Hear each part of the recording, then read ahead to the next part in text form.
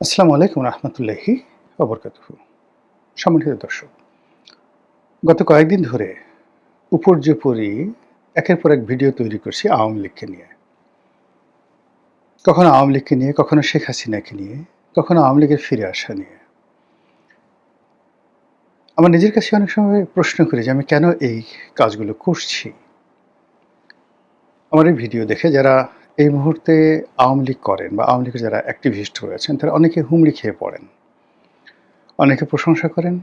আবার যেহেতু আমি এখনো পর্যন্ত বিএনপির সঙ্গে আছি এবং বিএনপির বিরুদ্ধে এখনো পর্যন্ত কোনো একটু শব্দ করছি না, এরকম কিছু বলছি না। ফলে বিএনপির যারা অ্যাক্টিভিস্ট রয়েছেন দে আর কনফিউজড যে আমি আসলে কি করতে চাচ্ছি, কেন আওয়ামী লীগের কথা আমি বলি। তারা মানে না পারছে হজম করছে, করতে না পারছে বলতে। অন্যদিকে জামাতের যারা অ্যাক্টিভিস্ট রয়েছেন তাদের একটা বিরাট অংশ আমার প্রতি সহানুভূতিশীল এই কারণে যে তাদের সে সুদীর্ঘ দুঃসময় ২০১০ থেকে একেবারে সেই ২০২৪-এর আগস্ট, সেপ্টেম্বর, অক্টোবর পর্যন্ত আমি প্রাণান্ত চেষ্টা করেছি জামাতকে আপহোল্ড করার জন্য। তো সেক্ষেত্রে জামাতের যারা লোকজন এখন তারা অনেকেই খুব অধৈর্য হয়ে পড়েছেন যে আমি এই মুখ দিয়ে কেন আওয়ামী লীগের প্রশংসা করছি এটা নিয়ে। তো এই বিষয়গুলি নাকি সংক্ষেপে কিছু বলা দরকার কি দরকার না, এটি নিয়ে আমার আসলে কখনো ভাবনায় আসেনি। ভাবনায় আসেনি এই কারণে যে আমাদের এই সমাজে যারা মূলত এই যে সোশ্যাল মিডিয়াতে কথা বলেন, এদের 99.99% তারা হলেন অ্যাক্টিভিস্ট। অর্থাৎ একটা বিশেষ দলকে সাপোর্ট করেন আর একটি বিশেষ দল বা গ্রুপকে ঘৃণা করেন। এটাকে ঠিক অ্যাক্টিভিজম, এটা জার্নালিজমও নয়, কিংবা এটা যে পলিটিক্যাল অ্যানালিস্ট বা অনেকটা এডিটোরিয়াল বা পোস্ট এডিটোরিয়াল ক্যাটাগরির যে সকল কথাবার্তা আমাদের সমাজে প্রচলিত আছে সেগুলো নয়। জাস্ট ৯৯% যারা লোক রয়েছেন সামাজিক মাধ্যমে কথা বলেন এরা সবাই অ্যাক্টিভিস্ট, একটা বিশেষ দলকে পছন্দ করেন আর একটা বিশেষ দলকে ঘৃণা করেন এবং ওটা তার বৃত্তের বাইরে তারা যেতে পারে না। তাদের দলের জন্য সাতক্ষণ মাপ আর প্রতিপক্ষের সব কিছু খারাপ। আমি আমার জীবনে শৈশব থেকে এই কাজটি কখনো করতে পারিনি। এটা বলতে পারেন আমার একটা ব্যর্থতা। আমি অনেক সময় একেবারে খুব ছোট বয়সে আমার আব্বাকে সমালোচনা করেছি, কাকাকে সমালোচনা করেছি, ভাইদেরকে সমালোচনা করেছি। এমনকি নির্মম এবং নিষ্ঠুরভাবে আমি নিজেকে সমালোচনা করেছি। পরিবার পরিজন, ছেলে মেয়ে, আমার যারা লোকজন তারা সবাই জানেন যে মানে এ যখন সামনে আসে উচিত কথা কাউকে সে ছাড়ে না। আমার স্ত্রীকে জিজ্ঞাসা করবেন, সন্তানকে জিজ্ঞাসা করবেন, আমার ভাইদেরকে জিজ্ঞাসা করবেন। আব্বা নেই, মা আছেন, জিজ্ঞাসা করবেন, একই কথা বলবে। একেবারে মুখের উপরে টাস করে ছোটকাল থেকে বলে আসছে। আমার কাছে যেটা সাদা, সাদা, কালো, কালো। যেমন ধরুন আমি আওয়ামী লীগের এমপি ছিলাম। ছাত্রলীগ করেছি ছোটকাল থেকে, অন্য কোনো দল করিনি। কিন্তু কেন আমি আ আওয়ামী লীগ জমানাতে আওয়ামী লীগের বিরুদ্ধে বলতে যাব বলেন? সেটা ২০০৯ সন থেকে একেবারে from the day one তখন থেকে বলে আসছি। এবং যে কথাগুলোতে আমি তখনও বলেছি, there was no malice, no prejudice. আমার কোনো মানে আওয়ামী লীগের কোনো নেতা কর্মী ইনক্লুডিং মাননীয় সাবেক প্রধানমন্ত্রী তিনিও বলতে পারবেন না যে এই ছেলেটি বা এই তার দলের কর্মীটি কখনো তার সামনে গিয়েছেন, কোনো মন্ত্রীর কাছে গিয়েছেন, একটা সুপারিশ নিয়ে, ফাইল নিয়ে, কাজ নিয়ে, যেটি দল দেয়নি, রাগ করেছে বা কোনো কিছু দল ছেলেটি চেয়েছে দেওয়া হয়নি, এই কারণে অভিমান হয়ে সেই কথাগুলো বলেছে। কেউ বলতে পারবেন না। আমি এই কথাগুলো আমার কাছে অড মনে হয়েছে। বিবেকে আ সাড়া দিয়েছে তাই বলেছি। এই গেল ১। ২ নম্বর হলো যে আওয়ামী লীগে থেকে যে জামাতের কথা বলা যাবে না, বিএনপির কথা বলা যাবে না, এটা তো একটা বেকুবও বুঝে। কিন্তু আমি তো তখন যখন বাংলাদেশে তারেক রহমান সাহেবের নাম উচ্চারণ কেউ করতে পারত না, পত্রিকায় লিখা তো দূরের কথা, তখন তাকে নিয়ে পত্রিকায় কলাম লিখেছি। আজকে তারেক রহমান সাহেব কী করবেন ক্ষমতায় বসে, এটা আমি সেই ২০১২, ১৩, ১৪ সনে পত্রিকায় লিখে দিয়েছি যে উনি ক্ষমতায় আসলে ভবিষ্যতে এই কাজগুলো করবেন। একটু মিলিয়ে দেখেন, যারা পড়াশোনার অভ্যাস আছে, নয়া দিগন্ত পড়েছেন, বাংলাদেশ প্রতিদিন পড়েছেন, দেখবেন যে মোটামুটি মিলে গেছে। সেই কথাগুলো আমি বলেছি। তো এটা আমার যে রাজনৈতিক ভাগ্য, আওয়ামী লীগের সঙ্গে সেখানে অশনির সংখ্যক জন্ম নেবে, এটা তো সবাই বুঝে। তারপর আমি কাজগুলো করেছি। আমার কাছে মনে হয়েছে এগুলো করা দরকার। আবার ডক্টর মোহাম্মদ ইউনূসের জামানাতে সবাই যখন তাকে তেল মারছে, আমি ফ্রম দ্য ডে ওয়ান আমি তার সমালোচনা করছি। আবার এখন এই যে কথাগুলো বলছি, কেন এই কথাগুলো বলছি? প্রথমত যে এখন এই যে আওয়ামী লীগের প্রাসঙ্গিকভাবে অনেক কথাগুলো চলে আসে। যেমন ধরেন হঠাৎ করে বললাম যে গাছের কথা মনে পড়ে, গাছের কথা নড়ে চড়ে আপনার কথা মনে পড়ে। আমি কিন্তু এমনিই বলেছি, সবাই বলে যে আরে এ তো শেখ হাসিনার কথা বলছে। আমি বললাম যে পদ্মার নদীর উপর দিয়ে যখন যাই, এক্সপ্রেসওয়ের উপর দিয়ে যাই, তখন কার কথা মনে পড়ে? এরকম অনেকগুলো জিনিস এসে যায়। আর এগুলো মানে আওয়ামী লীগের ইনভাইট করার জন্য নয়। এটা আপনি যদি বলেন যে অ্যাজ এ পলিটিক্যাল অ্যানালিস্ট, সেটা হলো সরকারের মধ্যে একটি জিদ তৈরি করা, একটি জিহান তৈরি করা, একটি যশ তৈরি করা। যেমন ধরেন খুব ছোট, আমি জানি না এটা আমার কারণে হয়েছে কিনা বা অন্য কোনো কারণে হয়েছে কিনা।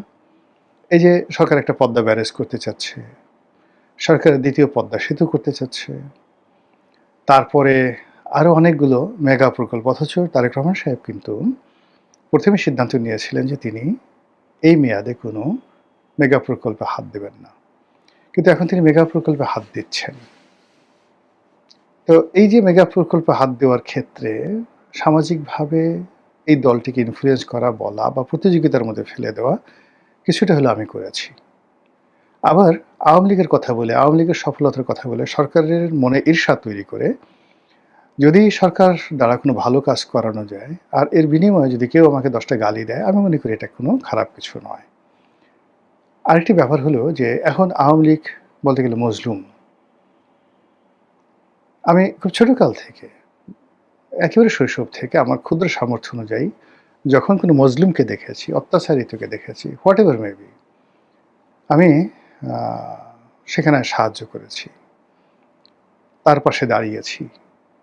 পরবর্তী জীবনে যখন আমার সামর্থ্য হয়েছে, আমি কখনো কোনো বিপদে পড়া মানুষের সাথে আমার পরম শত্রু, তার সঙ্গে আমি কখনো মানে তিনি বিপদে পড়েছেন তখন তাকে আঘাত করেছি, এরকম কোনো ঘটনা নেই।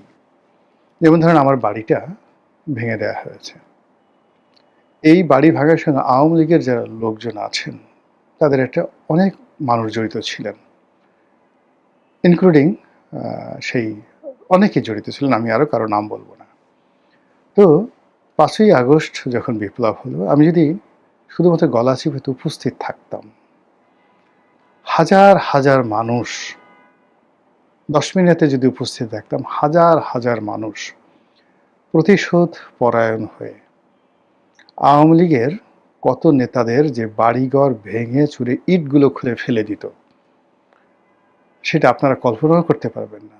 যারা এই যে আমি তো এগুলো ভিডিও লাইভে বলছি, যারা গলা চিপাতে আমাকে ভালোবাসেন, 10 মিনিটে আমাকে ভালোবাসেন, এমনকি পটুয়াখালী শহরে আমাকে ভালোবাসেন, তারা জানেন যে এই কথার সত্যতা কতটুকু আছে। কিন্তু আমি কখনো যাইনি, বরং সবাইকে ধৈর্য ধারণ করার কথা বলেছি। এবং আমার বিশ্বাস যে বাংলাদেশে যে সকল এলাকাতে সবচেয়ে কম ক্ষয়ক্ষতি হয়েছে সেটা গলাচিপা এবং 10 মিনিটে রাজনৈতিক সহিংসতা আওয়ামী লীগের পতনের পরে সবচেয়ে কম হয়েছে, মামলা মোকদ্দমা সবচেয়ে কম হয়েছে। তো এখানে ধরেন অন্যান্য যারা ছিলেন, কিন্তু পলিটিক্যালি তো সবচেয়ে, আমি যেহেতু বিএনপির পক্ষে সর্বশেষ ইলেকশন করেছি, বিএনপি যারা শক্তিশালী বা যারা মাসেলম্যান তারা সবাই আমার পরিবারের লোকজন, আমার আত্মীয় স্বজন টিল নাও এখন পর্যন্ত। তো কাজেই আবার আওয়ামী লীগ থেকে এসছি, আওয়ামী লীগের যে বিক্ষুব্ধ গ্রুপটি রয়েছে তারাও সবাই আমার দল করে, আমার পক্ষে আছে।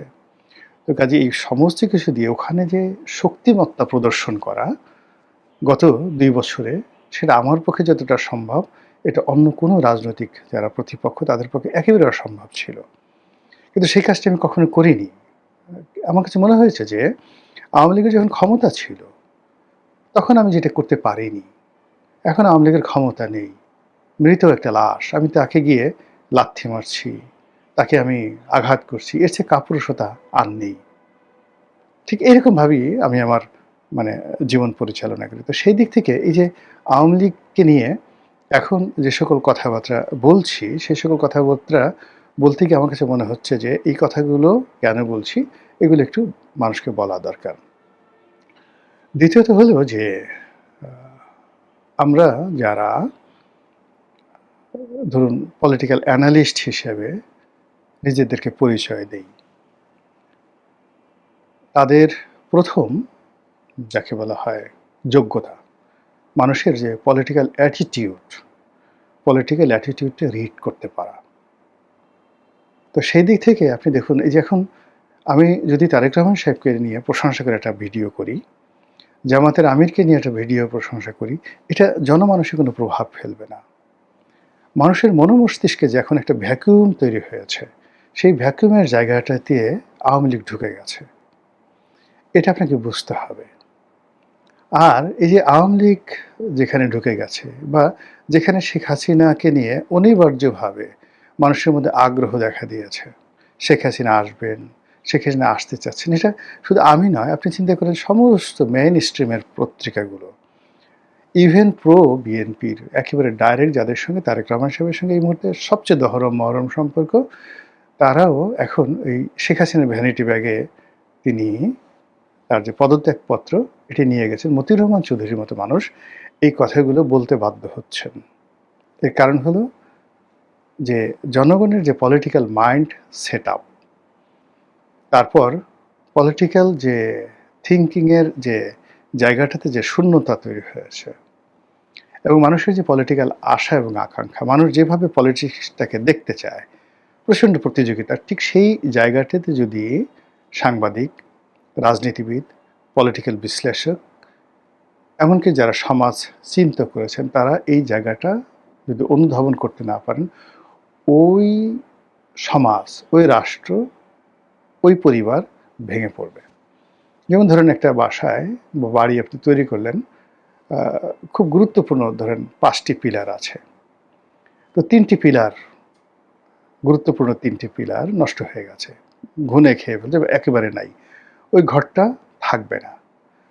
তদ্রূপ আমাদের এই যে সোসাইটিটা, একটা পলিটিক্যাল বিশ্বাসের উপরে, একটা উইল ফোর্সের উপরে এই সোসাইটিটা টিকে আছে। তো সেখানে আওয়ামী লীগের যে উপস্থিতিটি রয়েছে বা আওয়ামী লীগ সম্পর্কে যে মানুষের যে ভ্যাকুমটা রয়েছে, মানুষের যে চিন্তা চেতনা রয়েছে, এটা নিয়ে আপনাকে কল্পনা করতে হবে, এই অভাবটা বুঝতে হবে।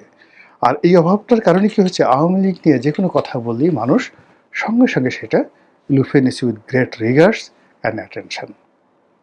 ফলে শেখ হাসিনা কী করছেন, আওয়ামী লীগের কমিটি কীভাবে গঠিত হচ্ছে, এই বিষয়গুলো নিয়ে যখন আমরা আলোচনা করি এবং এই আলোচনাটা প্রায়ই আমাদের কল্পনাপ্রসূত হয়। মানে আমি যা চিন্তা করছি, ধরেন এই যে রবীন্দ্রনাথ একটা চিন্তা করছে, একজন দার্শনিক একটা চিন্তা করেছেন, ইমানুয়েল কান্ট একটা চিন্তা করেছেন, জাস্ট এটা কিন্তু তার কল্পনাপ্রসূত। কিন্তু আমরা শত শত বছর পরে সেই জিনিসগুলোকে আবার বিশ্লেষণ করে বলছি না, হি ওয়াজ রাইট, এইভাবে আসলে চিন্তা হওয়া উচিত। তো সেক্ষেত্রে আওয়ামী লীগের যে অনুপস্থিতি বা ফিরে আসা, তার যে কৌশল, সেই কৌশল নিয়ে আলোচনা করব খুব সংক্ষেপে, যেহেতু ভূমিকাটা বড় হয়ে গেছে।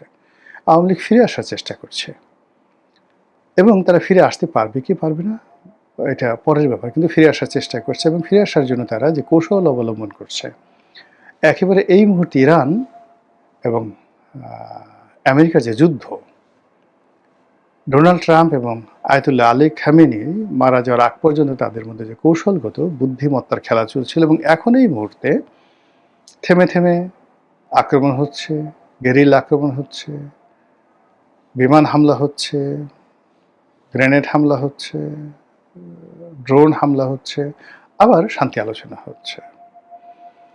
এর মধ্যে একে অপরকে কৌশলে জড়িয়ে ফেলেছে। এই যে ইরানের যে কৌশলটা এই মুহূর্তে, খুবই দুর্বল অবস্থান, সীমিত অর্থ, তারপর যাকে বলা হয় সীমিত সামর্থ্য, যুদ্ধ করার যে ক্ষমতা সেটাও সীমিত, কিন্তু তারপরে বিশ্বের একটা পরাশক্তিকে নাকে দড়ি দিয়ে সে ঘুরাচ্ছে তার প্রজ্ঞা দ্বারা, মেধা দ্বারা এবং তার জনসমর্থন দ্বারা।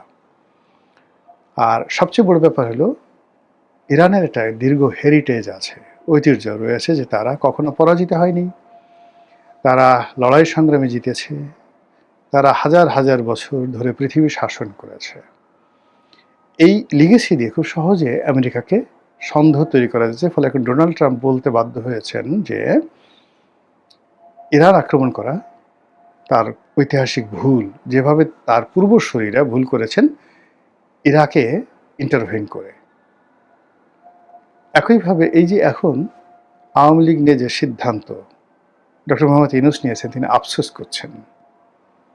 যদি তিনি আওয়ামী লীগকে রিভাইভ রাখতেন, আওয়ামী লীগ যদি এই অবস্থায় থাকতো, আওয়ামী লীগ, বিএনপি, জামাত পুরো রাজনৈতিক ময়দানে এমন একটা অবস্থা তৈরি করতো যে তিনি অনায়াসে 5 বছর পার করে দিতে পারতেন। দ্বিতীয়ত, এই যে এই সরকার এসে আবার আওয়ামী লীগকে নিষিদ্ধ করে যে একটা খারাপ দৃষ্টান্ত স্থাপন করেছেন, এটা বিএনপির যে পুরো রাজনৈতিক ভবিষ্যৎ, সেই ভবিষ্যৎটিকে রীতিমতো হুমকির মুখে ফিরে দিয়েছে। আর আওয়ামী লীগের বাংলাদেশে ফিরে আসাটা রীতিমতো অনিবার্য, অত্যন্ত গুরুত্বপূর্ণ, ইম্পর্টেন্টলি অনিবার্য করে ফেলেছে। তো এই যে ইরান এবং ডোনাল্ড ট্রাম্প, ইরান এবং আমেরিকা, এই যুদ্ধের যে অসম একটা যুদ্ধ, সেই যুদ্ধের পরিণতিতে আজকে বিজয়টা যেভাবে ইরানের একেবারে হাতের মুঠায় এসে গেছে, মধ্যপ্রাচ্যের সকল সম্ভাবনা যেভাবে আমেরিকার হাত থেকে ইরানের হাতে চলে এসছে, যে হরমুজ প্রণালী ইরান কোনোদিন সেখানে কোনো লেভি আরোপ করেনি, কেননা অ্যাজ পার ইন্টারন্যাশনাল ল অনুযায়ী কোনো ন্যাচারাল, যে সেটা নদী হোক, খাল হোক, সমুদ্র হোক, প্রাকৃতিক, তার উপরে কোনো দেশ লেভি বসাতে পারে না। কিন্তু যেটা তারা নিজেরা খনন করে, যেমন গ্র্যান্ড ক্যানাল, সুয়েজ ক্যানাল, তারপরে ধরুন অন্যান্য যে সকল প্রণালী রয়েছে, এগুলো মনুষ্য সৃষ্টি, কৃত্রিম, সেগুলোর উপরে তারা সেই লেভি ধারণ করতে পারে। তো হরমুজ প্রণালী একটা ন্যাচারাল, যাকে বলা হয় স্ট্রেইট প্রণালীকে ইংরেজিতে বলে স্ট্রেইট, ঠিক সেই ন্যাচারাল একটা জায়গা থেকে তারা এখন জাহাজ প্রতি একটা নির্দিষ্ট চাঁদা তারা আদায় করছে, এবং মধ্যপ্রাচ্যের রাষ্ট্রগুলো, কাতার থেকে শুরু করে অন্য সব রাষ্ট্রগুলো সেটা পে করছে। এবং এই যে তারা যে চাঁদা কালেকশন করছে, লেভি কালেকশন করছে, এর সঙ্গে তারা আবার ওমানকে, বিকজ ওমান সেই হরমুজ প্রণালীর উল্টো দিকের একটা অংশ মালিক ওমানকে তারা এর সঙ্গে অ্যাড করে নিয়েছে। আর ওমান অতিরিক্ত রেভিনিউ পেয়ে, ইরানে অতিরিক্ত রেভিনিউ পেয়ে মুহূর্তের মধ্যে ফুলে ফেঁপে উঠেছে, এবং যুদ্ধের যত রকম তাদের ক্ষয়ক্ষতি হয়েছিল, সিভিল যে ক্ষয়ক্ষতিগুলো হয়েছিল সেগুলো সময় নেবে, কিন্তু মিলিটারি যে বেসগুলো রয়েছে তারা সেখানে যে ক্ষয়ক্ষতি প্রায় সবই তারা কাটিয়ে উঠেছে। একইভাবে আওয়ামী লীগের মধ্যে যে ফ্রাস্ট্রেশন ছিল, যে ভয় ছিল, আতঙ্ক ছিল, আগামী 20 বছর আওয়ামী লীগের সরেয়া কেউ উচ্চারণ করতে পারবে না, এই কথা তো আমরাই বলেছি। এখন আমরা সেই আওয়ামী লীগের ফিরে আসা নিয়ে, আমরা সেই আওয়ামী লীগের নেত্রীর ভ্যানিটি ব্যাগের মধ্যে তার পদত্যাগপত্র রয়েছে, সেই পদত্যাগপত্র পাওয়া যাচ্ছে না, সেটা দ্বারা ভবিষ্যতে প্রবলেম সৃষ্টি হবে, এই কথা এখন আবার আমরাই বলছি। কেন বলছি, কি কারণে বলছি, ওটা যদি সরকার বুঝতে পারে এবং সতর্ক হয়, তাহলে কিছুটা হলেও ক্ষয়ক্ষতি তাদের কম হবে। মহান আল্লাহ আমাদের সবাইকে হেদায়েত দান করুন এবং হেফাজত করুন। আসসালামু আলাইকুম ওয়া রাহমাতুল্লাহি ওয়া বারাকাতুহু।